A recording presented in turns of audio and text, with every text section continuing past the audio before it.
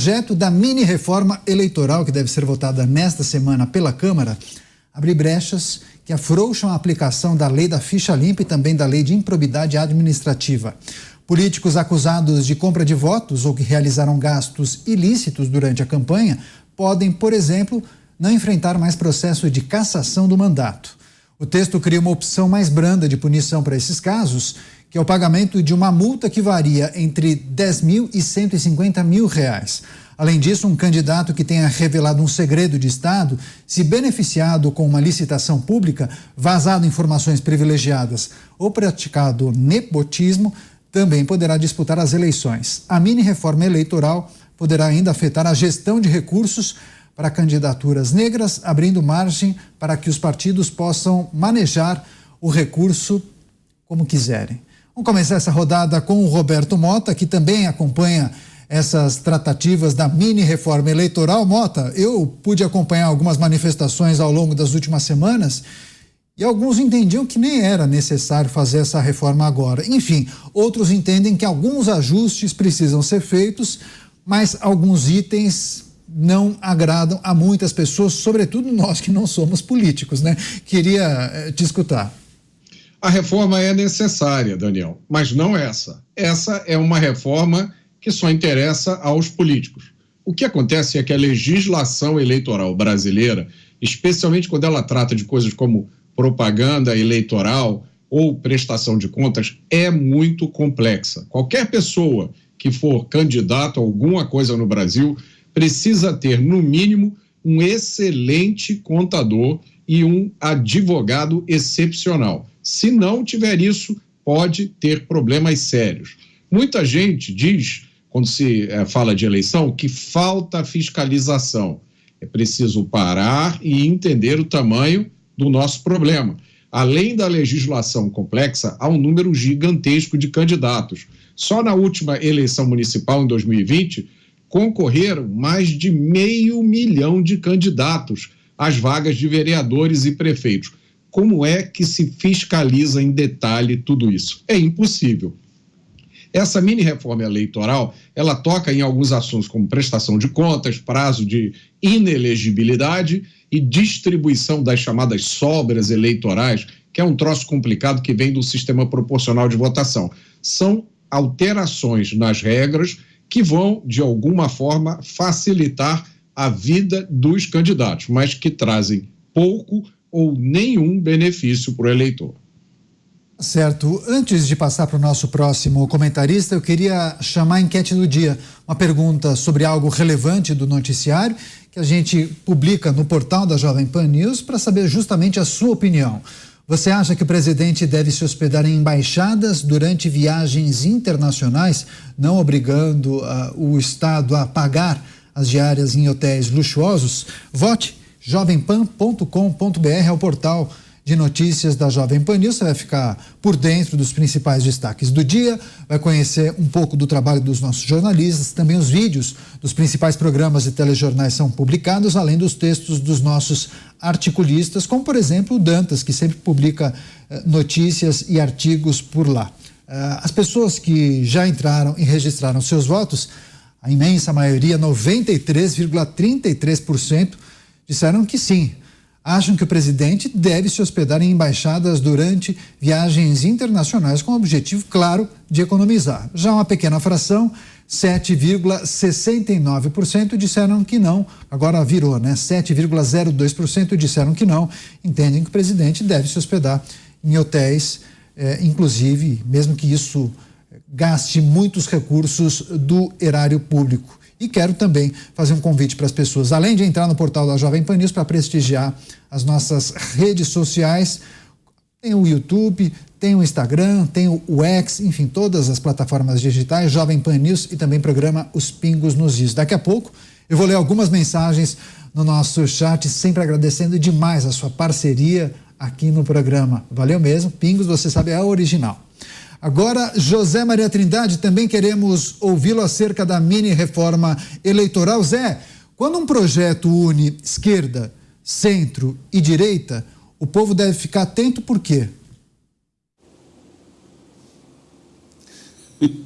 É verdade. Gostei do Pingos, O original. Olha, por aqui é o seguinte, quando há um acordão, desconfie. E muito, porque aí vem pedrada na cabeça do povo. É assim mesmo. E principalmente nesse setor, na área política. Olha, Mota, a fiscalização em eleições, ela é fundamental que seja do adversário. A legislação eleitoral define isso, né, através de denúncias. Então, a Justiça Eleitoral não tem fiscais e não há como sair fiscalizando a aplicação de recursos, o uso de panfletos, o tamanho que tudo isso é regulamentado. O tamanho da placa, o tamanho da fotografia, tudo isso é regulamentado. Quem faz isso é o adversário. E hoje houve uma substituição. Antes, quem era o grande cara numa campanha política era o marqueteiro. Agora é o advogado, porque inventaram o terceiro turno. Primeiro turno, a primeira disputa, segundo, terceiro turno, jurídica. Foi o que aconteceu com esse presidente Jair Bolsonaro, né? Estava tudo preparado para este terceiro turno. Se ele tivesse ganhado, haveria o terceiro turno. Sim, várias acusações, vários processos colocados. Então, a fiscalização e esse trabalho é da oposição. Esse processo de fazer uma mini-reforma eleitoral antes de cada eleição já é tradicional. O argumento que eu escuto, é porque tecnologias novas aparecem, hábitos novos aparecem, é preciso. Só que, neste caso aqui, eles estão exagerando. E vou falar um bastidor aqui. Numa conversa desses integrantes do grupo de trabalho com o ministro Alexandre de Moraes, presidente do TSE, ele recomendou, não mexam na coligação partidária proporcional. Os deputados e senadores já estavam querendo acabar com este veto à coligação. Na verdade, o que eles querem é elaborar uma lei que beneficie eles próprios, que vão disputar as eleições. Este é o caminho, essa é a tentativa. Veja bem, eles vão perdoar dívidas e aplicação de recursos que estavam na lei. E mais, eles vão permitir que se pague multa com dinheiro público. Olha que confusão. Se a multa é aplicada como uma punição e a multa vai para os cofres públicos, aí vai tirar dinheiro do cofre público, que é a verba eleitoral, o fundo eleitoral, para pagar multas. Ou seja, nós seremos punidos, também, né? Nós seremos várias punidos. outras intervenções. Pois é, nós seremos punidos, né, Zé? A multa vai para o erário. Lógico. Exatamente. E a pressa é muito grande. A pressa é muito grande. Eles vão montar um grupo de trabalho, o presidente da Câmara, o grupo de trabalho vai votar hoje a urgência, amanhã o mérito, é a tentativa, e jogar para o Senado. 3 semanas para o Senado definir isso aí, ou seja, os senadores é que serão ali os donos desse projeto. É tão urgente que geralmente se faz uma negociação e chega-se a um acordo e leva o projeto para o plenário. Eu escutei de integrantes do grupo de trabalho que vão entregar ao plenário e as dúvidas e emendas serão decididas no plenário. Não tem um acordo 100%. O acordo é votar isso rapidamente. Tem gente ali doido para ficar livre de punições, de aplicar dinheiro público de qualquer maneira. Este é o objetivo desta mini-reforma eleitoral. Dantas, quais itens são importantes que sejam alterados e o que é exagero que jamais poderia passar? Ô Daniel, essa votação vai acontecer de madrugada, viu? Já está marcado, ô Zé. Olha, é uma brincadeira, né, de mau gosto, porque esse texto, ele tem uma coisinha ou outra que é importante, que resolve algum problema da legislação, no sentido de representação e distribuição da cota ali para aplicação em candidaturas femininas, mas aí eles usam, não é só para corrigir, de repente, um exagero da lei. Eles conseguem modificar e desviar até o princípio, né, que motivou a lei. Então, por exemplo, na questão das cotas aí das mulheres, primeiro que os 30% vai poder contar dentro da federação. Depois que eles querem colocar isso também como candidatura majoritária. E com vamos dizer assim, a cereja do bolo é que os 30% podem ser direcionados para uma candidata só. Então, assim, o espírito original da lei acabou, que é justamente você tentar distribuir recursos, direcionar recursos para candidaturas femininas proporcionais para aumentar as bancadas femininas, né, nos legislativos. Então, não é uma tentativa de correção, é uma tentativa de acomodação de interesses dos caciques partidários. Aliás, uma outra questão desse texto da mini-reforma eleitoral é a blindagem que faz das contas partidárias, reduz a transparência, você reduz inclusive a prestação de contas, você não precisa mais informar o nome da empresa que você vai contratar para distribuir panfleto, para fazer pública, se ele já era político, né, em outro mandato. E aí você sabia qual era o veículo que ele tinha, o local onde ele tinha um apartamento. Por quê? Porque afinal de contas o sujeito vira uma autoridade pública. Hoje em dia você não tem nada, você tem ali valores gerais, informações genéricas e você não consegue mais saber nada. Então eles estão fazendo a mesma coisa com os partidos. Aliás, eles estão usando a mesma lógica que fundamenta também a falta de transparência ou a blindagem dos sindicatos, que também não tem compromisso nenhum com prestação de contas, com nada. Então é assim que as leis vão sendo feitas, para que esses partidos eles possam se apropriar de um recurso público, porque as doações hoje não existe, né? Doação privada é só de pessoa física, então o recurso vem de fundo eleitoral, fundo partidário, que é dinheiro dos nossos impostos. E aí eles se apropriam disso e não prestam contas para a sociedade. Daqui a pouco a gente vai poder chamar esse fundo eleitoral de fundo secreto. Pois é, antes de passar para o Beraldo, Zé, você quer falar alguma coisa, né? Rapidamente 2 pontos aí, respondendo essa pergunta que você fez para o Dantas. Em primeiro lugar, eles vão usar as eleições do ano que vem, os deputados federais e senadores, como laboratório, ou seja, os candidatos a vereador e prefeito serão laboratórios cobaias para a lei. E ali eles vão analisar. Se fizer bem a eles, eles mudam, porque haverá tempo, né? Porque a anualidade é exigida, se não, deixam. Esse é um ponto. O segundo ponto muito importante é que eles estão incluindo nesta legislação parte do projeto de fake news, impedindo o impulsionamento, publicações e assim por diante. Esta é a ideia, incluir parte da lei fake news, né? Aquela lei que censura as eleições. Pois é, mas a percepção do público, Beraldo, é outra. Inclusive a Sandra escreveu o seguinte: reforma eleitoral vai diminuir punição a políticos, mais uma vez parlamentares legislando em causa própria. Pois é, e é interessante porque a legislação eleitoral ela foi evoluindo a partir de iniciativa do próprio legislativo. E coisas importantes aconteceram, eu preciso registrar, né? A gente tinha aquelas campanhas com shows, parecia Rock in Rio, né? Com tantos shows e as pessoas todas ali, você criava aquelas campanhas que custavam centenas de milhões de reais, concorrendo brindes, com presentes, né? Pois é, não tinha esse poderio. Então, houve avanços importantes. Entretanto, você começa a, de um lado, fazer exagero, né? Você vai querer regular o tamanho da foto, o tamanho do texto, coisas que só levam a criar dificuldade de fiscalização. E, aliás, se não me engano, houve na campanha do atual senador Sérgio Moro ao Senado no ano passado, houve inclusive uma busca e apreensão na casa dele por causa de uma foto que estava acima do não sei o que. Enfim, isso é uma bobagem, né? Ou você pode ou você não pode. Agora, aí não pode tirar foto de boné, aí você tem que provar na justiça que ele é conhecido pela imagem dele com boné. Então isso é tudo uma bobajada que sobrecarrega a justiça eleitoral durante as eleições. Só que aí tem um outro lado. O outro lado é isso, sim. Essas leis são feitas pela velha guarda da política, que é uma velha guarda extremamente analógica ainda. Daí essa vontade que eles têm de impedir impulsionamento. Até porque, como é que vai fazer acordo com essas mega empresas internacionais? Não tem rebate, meu amigo. Vai contratar o impulsionamento, o dinheiro vai e não volta.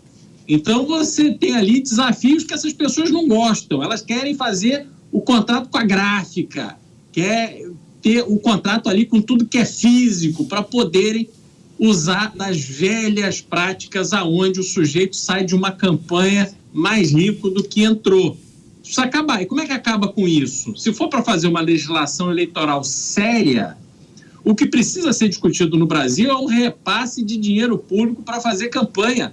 Qual é a lógica que existe em colocar na mão dos caciques partidários bilhões de reais para que ele decida para quem ele vai entregar esse dinheiro? Quais são as campanhas que ele vai entregar o dinheiro? Muito melhor seria se o partido fizesse uma nominata com aqueles candidatos que ele de fato acreditasse. E aí o TSE repassa o dinheiro direto, de forma igual, para cada um dos candidatos. Se o partido quiser ter mais dinheiro por candidato, que tenha menos candidato.